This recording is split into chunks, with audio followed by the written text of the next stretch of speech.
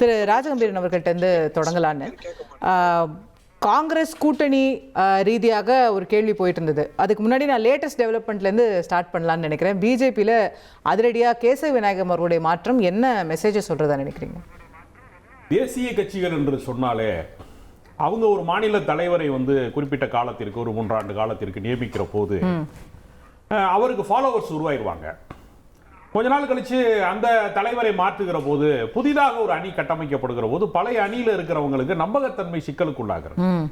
நீங்க காங்கிரஸ் கட்சியா இருந்தாலும் சரி, பாஜகவா இருந்தாலும் சரி, ஒரு தேசிய கட்சியில யாரை ஃபாலோ பண்றதுன்னு ஒரு தொண்டர். இப்ப நீங்க திமுகவுக்கு தலைவர்னா ஸ்டாலின் தான், வேற யாருமே கிடையாது. அதனால அவர்கள் அந்த கட்சிக்குள்ள ஒற்றை தலைவர் அப்படிங்கிறதா. அதனால அதிமுக கூட ஒற்றை தலைமைங்கிற கோரிக்கை அங்கிருந்து தான் புறப்படுகிறது. யாரை ஃபாலோ பண்றதுன்னு தெரியல அப்படிங்கிறதுல தான் புறப்படுது அது.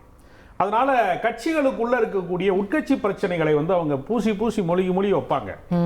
ஒரு கட்டத்துக்கு மேல அதை சரி செய்யவே முடியாது, பூசி முழுக முடியாத இடம் வருகிற போது கத்திரிக்காய் முத்துனா கடத்தலுக்கு வர்றது மாதிரி வெளியில வந்துடும். அந்த சங்கதிகள் லேசுவாசா கசிகிற விஷயங்கள்லாம் ஊர்ஜிதப்படுத்தப்பட்ட உண்மைகளாக மாறும்.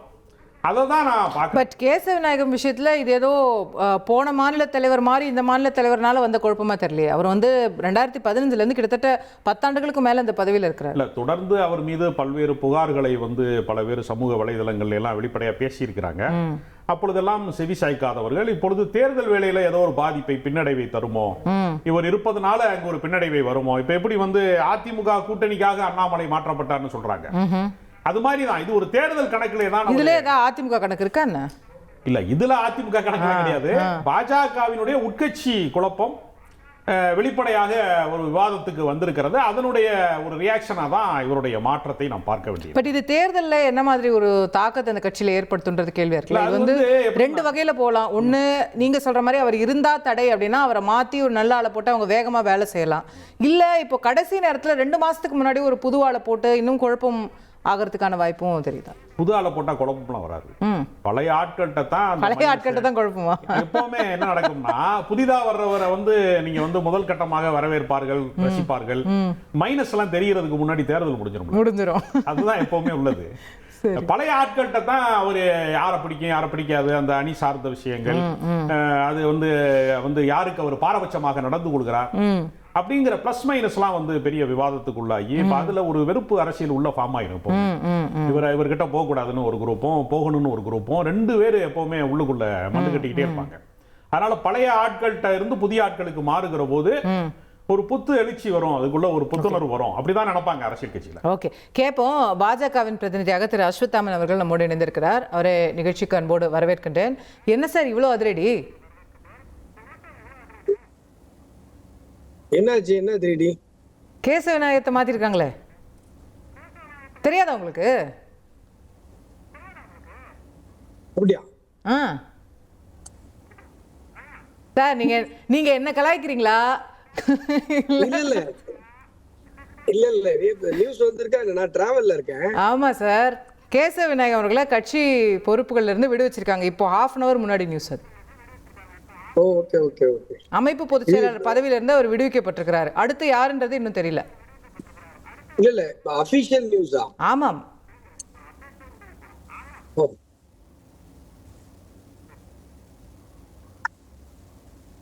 Okay, I'll give you 2 minutes to process that. எனக்கு ஒரு பாஜக கிட்ட கேசவ விநாயகம் மாற்றப்பட்டாருன்னு ஆனர்ல சொன்னா என்ன மாதிரி ரியாக்ஷன் வரும்ன்றது எங்களால பார்க்க முடியுது.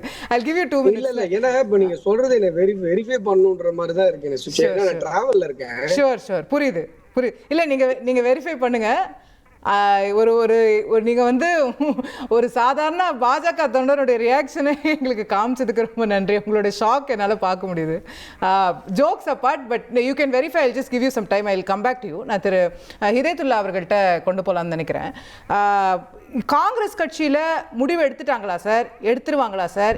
எப்போ சார் அதிகாரப்பூர்வமாக கூட்டணி அறிவிப்பீங்க? அதில் இன்னமும் ஒரு கமா இருக்குதா, தொடர்ந்துகிட்டு இருக்கா? காங்கிரஸ் கட்சியை பொறுத்தவரை 2016 நாங்கள் எடுத்த முடிவில் தொடர்ந்து இருக்கிறோம். பல தேர்தல்களை நாங்கள் சந்திச்சிருக்கோம். இது 2016 இருந்து மட்டுமல்ல, 2004 இருந்து தொடர்ந்து வரக்கூடிய இந்த கூட்டணி இடையில 2014 ஒரு தொய்வு ஏற்பட்டது. அந்த தொய்வினால் எங்கள் 2 பேருக்குமே இழப்பு ஏற்பட்டது என்பது மக்களுக்கு தெரியும். ஆக இந்த 2 பேரும் கூடாவிட்டால் அது வந்து தமிழ் மக்களுக்கு கேடாய் முடியும் என்று இன்றைய முதல்வர் ஸ்டாலின் அவர்கள் நினைத்ததன் காரணமாக இன்று காங்கிரஸ், திமுக, அந்த மக்கள் நல கூட்டணியில் 2014 இருந்த கட்சிகள் எல்லோரும் ஒன்றிணைந்து இன்றைக்கு கடந்த 10-11 ஆண்டுகளாக எங்களுடைய கூட்டணி பாறாங்கல் போன்று எஃகு போன்று இருக்கிறது. இப்பொழுது கூடுதலாக சில உலோகங்கள், கமலஹாசன் போன்று மற்ற உலோகங்களும் எங்களுடைய உலோகத்துக்குள்ளோடு சேர்ந்து இருக்குது. இந்த நாளுக்கு நாள் வலிமை பெற்று கொண்டு இருக்கிறது. அதைவிட இன்னும் சொல்ல போனால் அதிமுகவில் இருந்து சிலரும் வந்து கொண்டிருக்கிறார்கள், வேறு பல கட்சியில் இருந்து வந்து கொண்டு அதிமுகவில இருந்து சிலர்னா புரியல. கூட்டணி கட்சிகளை சொல்றீங்களா, நபர்களை சொல்றீங்களா? இல்ல கூட்டணி கட்சிகள், அதிமுக நபர்கள் எல்லாருமே திமுகவில வந்து இணைந்ததை நீங்கள் பார்த்து கொண்டிருப்பீர்கள் சமீபத்தில். இப்ப அது ஒரு பக்கம் இருக்கட்டும். நாங்க நாளுக்கு நாள் வந்து மெருகேறி வருகிறோம். சரி, ஆனால் இருந்த கூட்டணி இல்ல, ஆனா நீங்க இப்போ அதிகாரத்தில் பங்கு கேக்குறீங்களா இல்லையா? இது இன்னைக்கு நேத்து கேட்கலாமா? 2000 அவங்க தரேன்னு சொல்லிட்டாங்களா? நாங்க கூட்டணியாக இருக்கும். சரி, தரேன்னு சொல்லிட்டாங்களா? என்ன சொல்லிருக்காங்க? என்ன நீ ஒரு கேள்வி கேட்டீங்க, அந்த கேள்விக்கு பதில் சொல்லும் போது சொன்ன சார் எனக்கு புரிஞ்சுச்சு. இன்னைக்கு நேத்து இல்ல, ரொம்ப நாளா கேட்டுட்டு இருக்கோம்னு சொல்றீங்க. அப்ப அவங்களோட பதில் என்னன்னு கேக்குறேன் நான். அதுக்கு தான் நான் ஒரு பதில் சொல்றேன். 2006 திராவிட முன்னேற்ற கழகம் அந்த நேரத்தில் வந்து மைனாரிட்டியாக இருக்கும் பொழுது கூட நாங்கள் நினைத்திருந்தால் பங்கு கேட்டிருக்க முடியும், கேட்டோம்.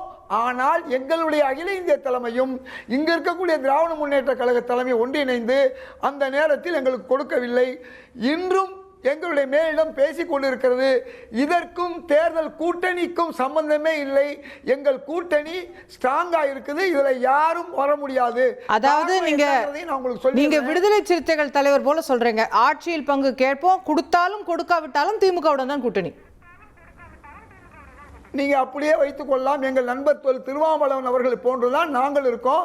அதுக்கு சில காரணங்களை சொல்லணும். காங்கிரஸ் வந்து இன்றைக்கு இருக்கக்கூடிய வலிமையில தொடரணும் சொன்னா உங்களுக்கு நன்றாக தெரியும். முதல்ல காங்கிரஸ் 67 காங்கிரஸ் ஆட்சியில் இருந்தது. அதன் பிறகு திமுக முதல் கட்சியாகவும் காங்கிரஸ் 2வது கட்சியாகவும் வந்தது உங்களுக்கு தெரியும். அதற்கு பிறகு நாங்கள் எம்ஜிஆர் அவர்களை ஆதரித்ததன் காரணமாக நாங்கள் 3வது இடத்துக்கு போனோம்.